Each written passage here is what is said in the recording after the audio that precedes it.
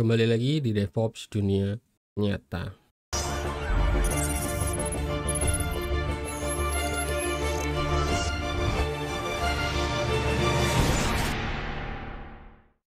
ini kita akan membuat sebuah project DevOps menggunakan AWS CloudFront. Untuk provisioningnya akan menggunakan Terraform, dan untuk CI/CD-nya tentu saja ya, sebagai DevOps kita juga harus punya CI/CD. Kita menggunakan GitLab CI. Project ini juga teman-teman bisa pakai untuk pamer gitu ya, untuk membuat portofolio. Apa itu AWS CloudFront? Buat teman-teman yang sudah sering malang melintang di dunia AWS pasti tahu apa itu CloudFront. Tapi saya coba jelaskan buat teman-teman yang memang sedang belajar. AWS CloudFront itu sebenarnya adalah layanan CDN atau Content Delivery Network punya AWS. Jadi tujuannya untuk mempercepat pengiriman konten, baik itu gambar, video, JS, HTML, dan konten-konten statis lainnya. Karena Content Delivery Network ini memang tersedia di berbagai belahan dunia. Jadi konten kita akan dikirim ke belahan dunia yang paling dekat dengan user. Kemudian kenapa menggunakan AWS CloudFront? Karena latensinya tentu saja sangat rendah, karena CloudFront tersebar di berbagai belahan dunia manapun. Skalabilitas yang tinggi, jadi selama saya menggunakan tidak pernah mengalami isu yang namanya CloudFront downtime. Keamanan tambahan, kita tidak perlu meragukan keamanan di AWS. Jadi di dunia nyata selama saya pakai CloudFront juga nggak ada yang namanya DDoS attack atau yang lainnya. Kemudian bisa digunakan sebagai solusi serverless untuk static web hosting dan front-end hosting. Nah, inilah yang akan kita gunakan di project kita kali ini. Jadi kita akan menggunakan AWS CloudFront untuk web hosting. CloudFront sebagai static web hosting. Jadi selain fungsi utamanya sebagai CDN, CloudFront juga kita bisa gunakan sebagai hosting website statis yang murah, handal, aman, dan less maintenance. Murah karena selama saya pakai CloudFront, tagihannya tidak perlu dikhawatirkan, bahkan saya bisa bilang tutup mata gitu ya dengan tagihan CloudFront. Handal karena saya tidak pernah mengalami downtime atau isu apapun. Aman, saya juga tidak pernah mengalami isu keamanan selama menggunakan CloudFront, dan less maintenance karena ini bisa kita sebut sebagai solusi serverless. Jadi kita tinggal upload website kita, setting CloudFront sedikit, kelar begitu ya. Nggak perlu ribet setting hostname, setting server, dan lain sebagainya. Contoh pemanfaatan static web hosting itu seperti apa? Teman-teman bisa manfaatkan untuk company profile, untuk katalog produk e-commerce, untuk web portfolio, landing page, dokumentasi, dan berbagai solusi front-end website yang bersifat client-side rendering atau yang tidak memerlukan interaksi dengan server. Contohnya seperti HTML dan CSS. Kemudian kalau teman-teman bermain dengan framework Node.js, teman-teman bisa gunakan untuk hosting Vue.js, Next.js, dan solusi front-end lainnya yang memang client-side rendering. Ini dia arsitektur yang akan kita bangun di demo kali ini. Kita akan menggunakan root 53 sebagai domain manajemennya. Kita tentu akan menggunakan CloudFront. Karena CloudFront itu tidak punya storage, maka kita akan memanfaatkan S3 sebagai storage. Kemudian kita juga akan menggunakan ACM atau AWS Certificate Manager. Ini adalah tempat kita bikin SSL certificate ya, biar HTTPS website kita. Kemudian untuk provisioningnya kita akan menggunakan Terraform. Kemudian CI/CD-nya kita menggunakan GitLab CI yang nanti akan kita buat pipeline. Jadi setiap kita push nanti akan otomatis deploy atau upload ke S3. Oke, tanpa berlama-lama, mari kita hands on. Yang pertama-tama kita akan setup root 53 atau setup domainnya. Jadi saya sudah punya domain dibeli di registrar gitu ya. Kita akan setup di root 53. Kemudian kita akan membuat HTTPS atau SSL certificate di AWS Certificate Manager atau di ACM. Dan untuk CloudFront ini kita wajib bikin SSL-nya di region Virginia. Sekarang kita sudah ada di dashboardnya AWS, dan saya juga sudah punya domain yang dibeli dari domain registrar. Sekarang kita akan koneksikan domainnya ke AWS supaya domain yang saya beli dari domain registrar ini bisa di-manage dari AWS. Teman-teman bisa beli dari registrar apapun ya, nggak hanya dari Squarespace, karena domain registrar itu banyak banget, termasuk di Indonesia juga banyak. Dan teman-teman juga bisa sebenarnya beli langsung dari AWS-nya.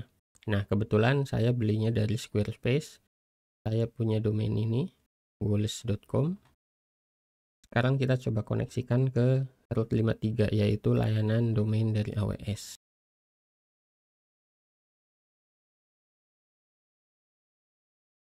Ketika pertama kali masuk, tampilannya akan seperti ini. Nah, kita tinggal ke bagian ini, menu di sebelah kiri. Nah, di sini ada dashboard. Kita klik ke dashboard, kemudian kita pilih yang DNS management. Karena kita belinya dari domain registrar yang lain, kemudian kita mau manage domainnya di AWS. Create host zone. Di sini kita masukkan detail domainnya. Domain saya ini ya, woles.com. Deskripsinya opsional. Di sini kita pilih yang tipenya public host zone. Kemudian tinggal kita create host zone. Nah, domainnya sudah terbuat. Berikutnya kita akan setup DNS dari tempat kita beli domain. Di sini ada pilihan DNS. Setiap registrar pasti punya panel domain manajemen masing-masing ya. Nah, kita tinggal sesuaikan aja, tapi intinya sama. Kita akan ubah domain name servernya yang ini untuk dipindah ke AWS. Jadi kita nanti ganti yang ini nih, yang tadinya default dari registrar domainnya, akan kita ganti yang dari AWS.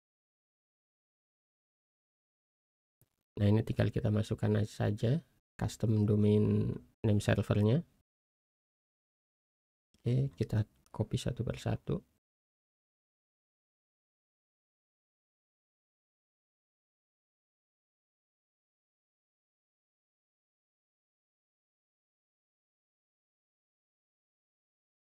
Selanjutnya kita tinggal save. Ini sudah terupdate menggunakan domain name servernya AWS. Artinya kita sudah tidak memerlukan domain registrar yang ada di kontrol panelnya Squarespace tempat saya membeli domain ini. Jadi kita bisa tutup.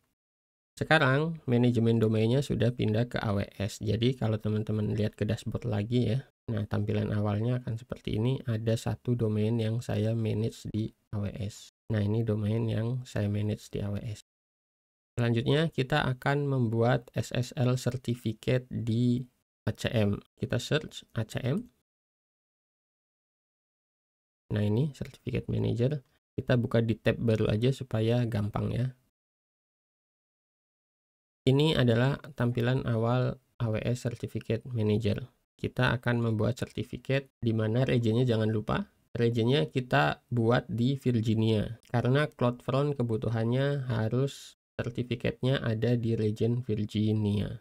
Karena ini udah di Virginia, kita tinggal masuk ke sini aja.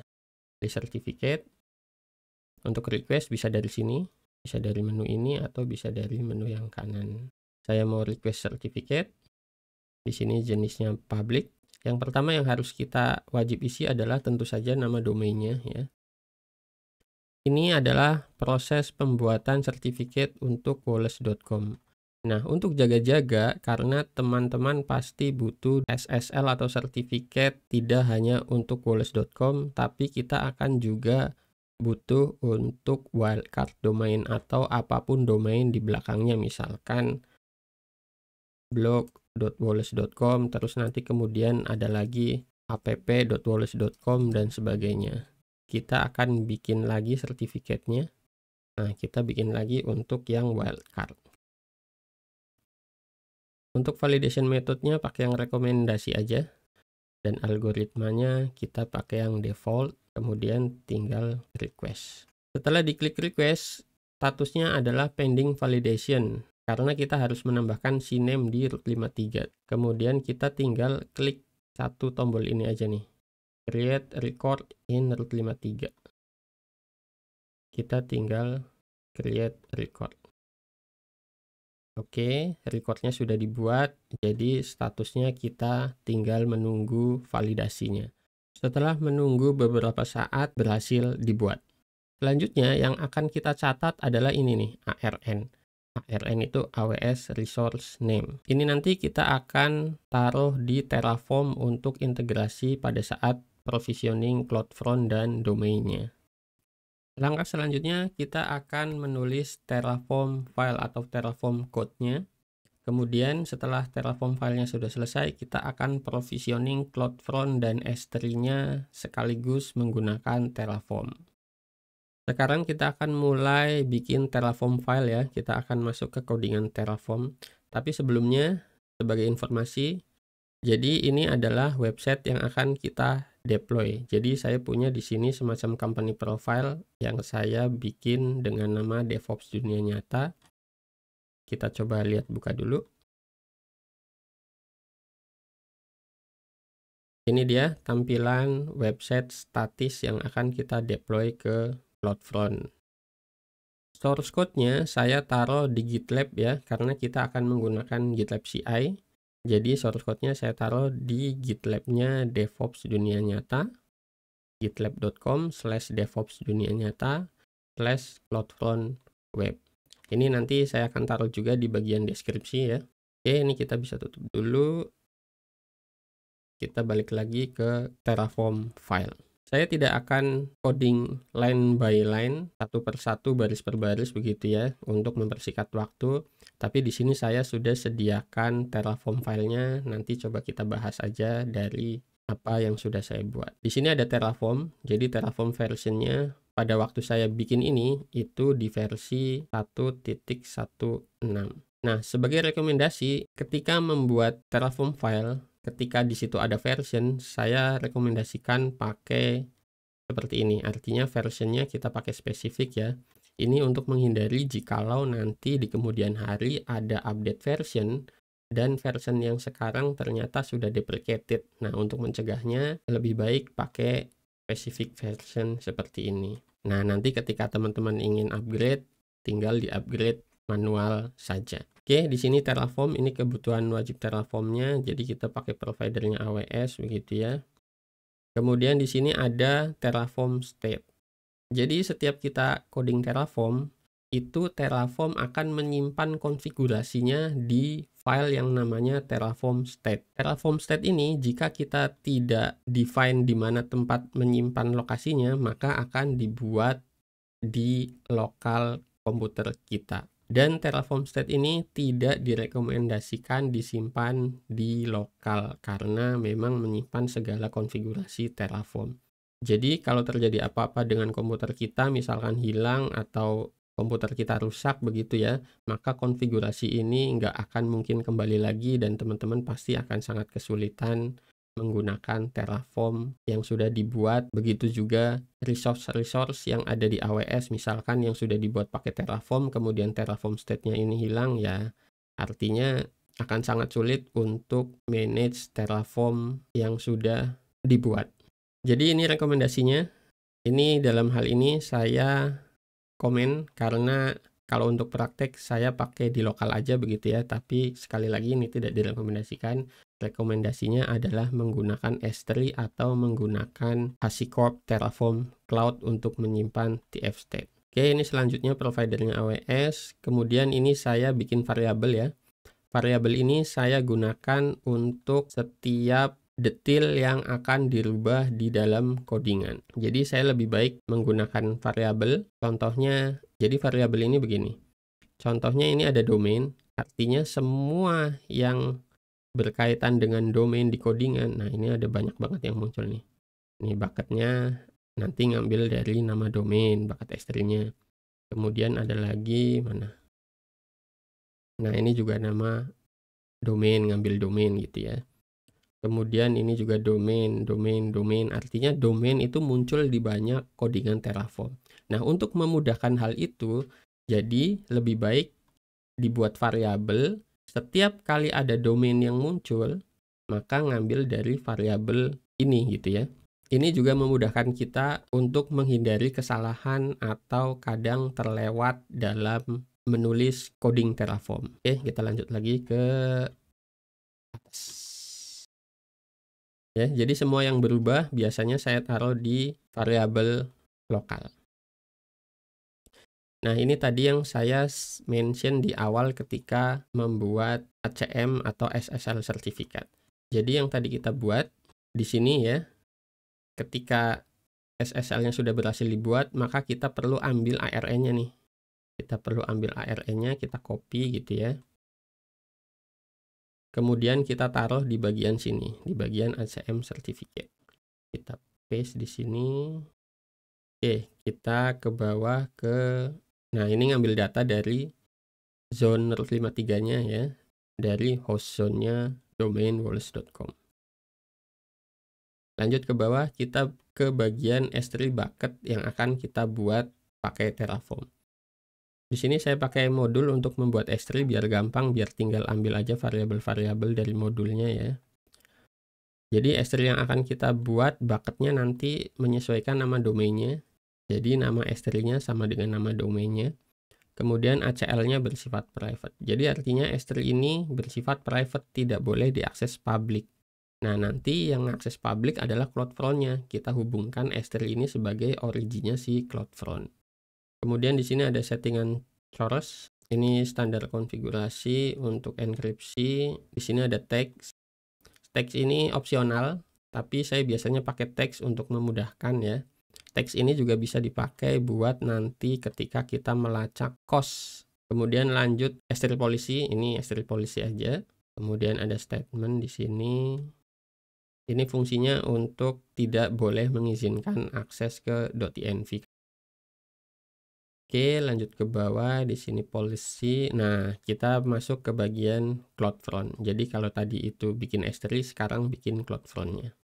Saya juga pakai modul juga. Oke, ini konfigurasi. Kemudian root objeknya index.html. Karena di sini saya pakai index.html sebagai homepage-nya, maka di sini juga harus index.html. Nah, ini origin access-nya. Origin access ini adalah storage-nya ya, berfungsi untuk menghubungkan CloudFront ke S3-nya. Dari origin access, origin gitu ya. Jadi dia ngambil dari nama domain. Nama domain kan nama bucketnya, nama S3-nya begitu ya. Lanjut ke bawah, ini behavior cache-nya. Ini error handle response-nya. Kemudian di sini bagian sertifikat ACM-nya. Jadi si CloudFront ini perlu tahu ngambil sertifikat domainnya dari mana. Nah, ini kita ngambil variabel dari atas tadi ya. Dari local.acm certificate. Oke, lanjut ini teks informasinya. Nah, ini untuk konfigurasi bikin domain. Nah, domainnya di sini saya pakai, oh ini udah terakhir. Domainnya, jadi nanti CloudFront ini dideploy di domain yang di atas sini.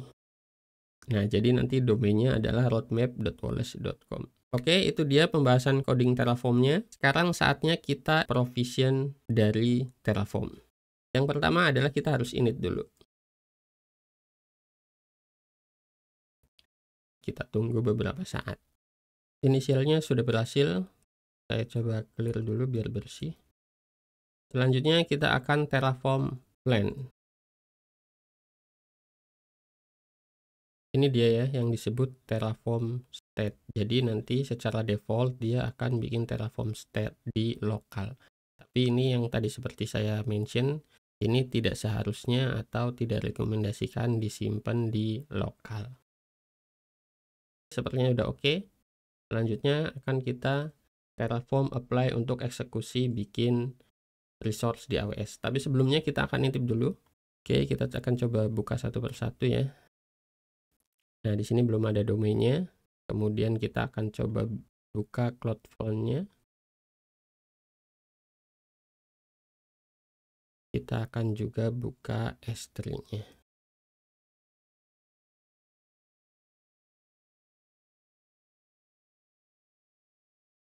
Di sini belum ada apapun ya, masih kosong. Kita lihat distribution ID-nya juga masih 0, masih kosong.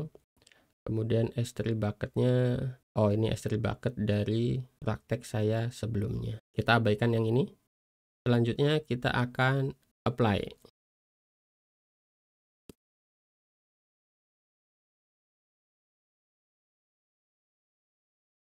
Selanjutnya kita tinggal yes. Mulai creating ya. Ini akan memakan beberapa menit.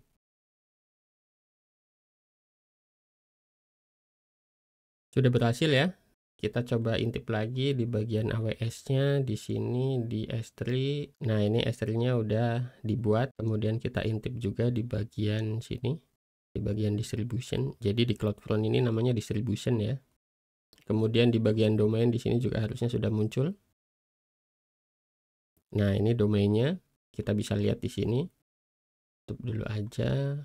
Sekarang kita akan coba intip CloudFront-nya di dalamnya seperti apa. Ini dia status CloudFront. Jadi begitu selesai di provision sama Terraform, CloudFront ini tidak bisa langsung digunakan ya. Kita masih harus menunggu 1 sampai 3 jam. Kemudian yang bagian paling penting lagi adalah ini, invalidation. Invalidation ini jadi kita akan pakai untuk menginvalidation cache. Kita coba jelajahi tab ini satu persatu. General, ini informasi generalnya. Kemudian kita masuk ke bagian security. Ini diperlukan ketika kita ingin ada tambahan security dan kita ingin integrasikan dengan web application firewall atau WAF-nya AWS ya. Ini origin. Ini adalah pengaturan untuk koneksi ke AWS S3-nya. Di sini juga ada settingan behavior. Di sini behaviornya akan seperti apa? Contohnya ini redirect HTTP to HTTPS. Artinya setiap kita manggil HTTP tanpa kita mengetikkan HTTPS, ini juga akan di redirect. Kemudian ini error page-nya, ini akan di invalidation case-nya ketika setiap kali deploy. Ini teks atau informasi. Kemudian di sini juga ada logging. Jadi itu ya sekilas CloudFront yang sudah kita buat. Selanjutnya kita masuk ke step selanjutnya. Kita masuk di step yang terakhir, kita akan membuat GitLab CI/CD pipeline. Yang pertama tentu saja kita akan menulis GitLab CI script untuk membuat pipeline. Yang kedua tentu saja pipeline ini akan aktif ketika kita push dan otomatis akan deploy ke CloudFront. Di sini sudah tersedia GitLab CI/CD script tapi masih example. Ini akan saya aktifkan dulu. Oke. Jadi GitLab CI itu format penulisannya adalah .gitlab -ci.yml. Artinya ini adalah file YAML. Di skenario ini kita seolah-olah akan buat dua stage, yaitu stage build dan stage deploy. Kemudian di sini ada variabel untuk menentukan region AWS mana yang akan kita pakai. Jadi di sini disesuaikan aja dengan region AWS yang teman-teman pakai. Kemudian di sini ada stage yang seolah-olah kita akan build production kalau teman-teman pakai seperti yang Vue.js atau Next.js atau Frontend.js yang lainnya ya. Setelah buildnya sukses, baru hasil buildnya kita upload ke S3 supaya bisa diakses lewat CloudFront. Oke, kali ini kita akan masuk ke step deploy production ya. Di sini saya pakai image sendiri aja. Jadi di sini saya sudah build custom image. Jadi kalau teman-teman mau coba pakai bisa, atau teman-teman juga sebenarnya bisa pakai AWS Docker image resminya dari AWS. Oke, lanjut ke script deployment-nya. Kita akan mengekspor variabel AWS Access Key. Ini variabel default yang dipakai oleh AWS CLI ya, untuk ngambil AWS ID. Kemudian AWS Secret Key digunakan untuk AWS Key. Nah, ini dari mana? Ini kita ambil dari variabel CI/CD-nya di GitLab CI. Jadi saya di sini masuk ke setting, teman-teman bisa masuk ke setting CI/CD.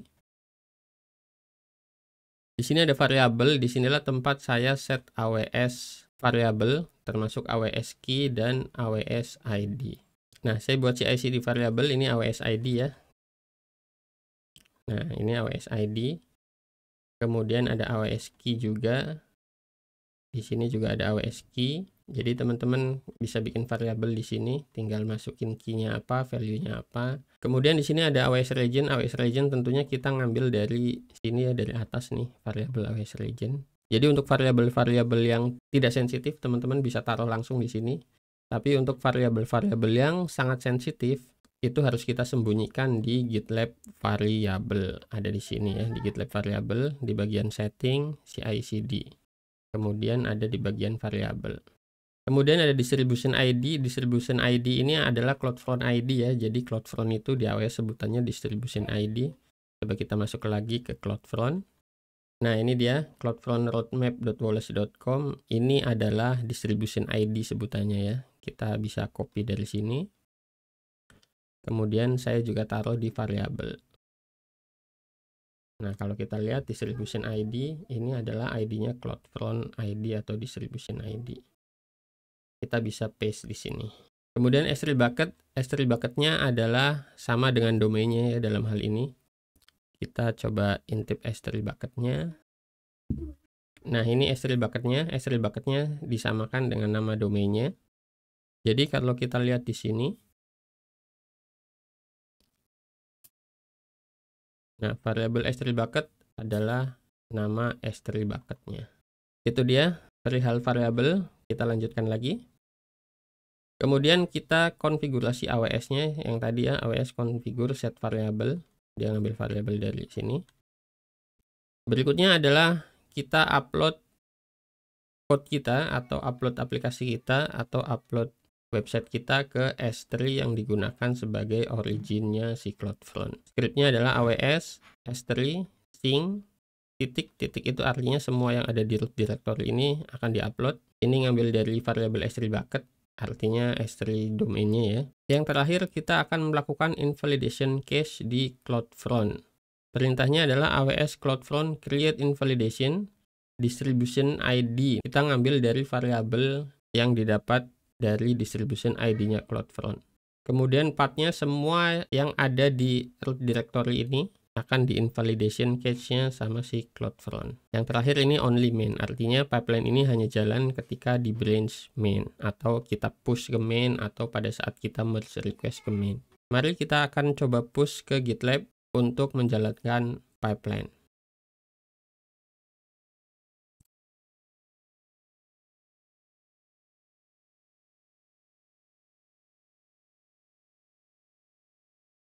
Sudah kita push, sekarang kita coba lihat ke pipeline.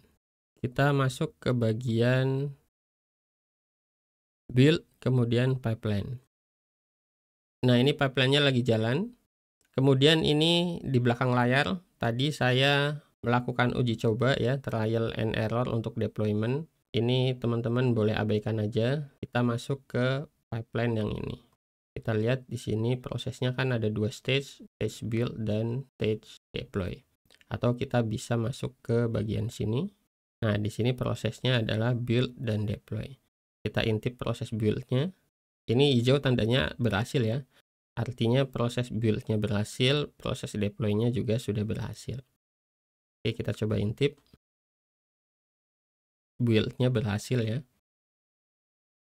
Kita masuk ke stage deploy. Oke, kita lihat coba lognya. Oke, ini aktivitas GitLab CI-nya. Nah, ini proses upload-nya. Proses upload, setelah itu sukses. Sekarang kita coba lihat websitenya, harusnya sudah bisa diakses di CloudFront.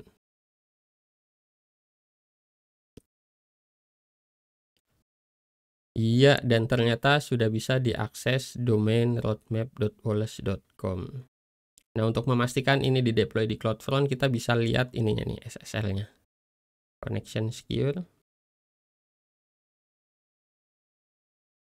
Nah, di sini terlihat SSL-nya adalah Amazon SSL. Kemudian kita juga bisa verifikasi lagi dengan inspect element. Kita ke bagian network. Saya taruh bawah aja biar gampang bacanya. Oke, ini saya taruh bagian bawah. Saya tarik ke atas dulu biar gampang. Nah, ini contohnya dia ngakses file CSS gitu ya. Nah, ini domainnya, request methodnya get. Kemudian di sini harusnya tersedia informasi CloudFront. Nah, di sini nih servernya adalah Amazon S3. Kemudian Xcache-nya ini terlihat refresh hit from CloudFront. Artinya kita telah sukses melakukan deployment di CloudFront. Oke, jadi begitu ya. Tutorial project DevOps kali ini teman-teman bisa praktekkan dan bisa juga dipakai di production. Mungkin teman-teman yang mencari solusi untuk hosting front end ya, karena saya sendiri di tempat kerja untuk hosting front end saya pakai CloudFront ya. Jadi sekian dulu tutorial DevOps dunia nyata kali ini. Kita jumpa lagi di tutorial DevOps dunia nyata selanjutnya.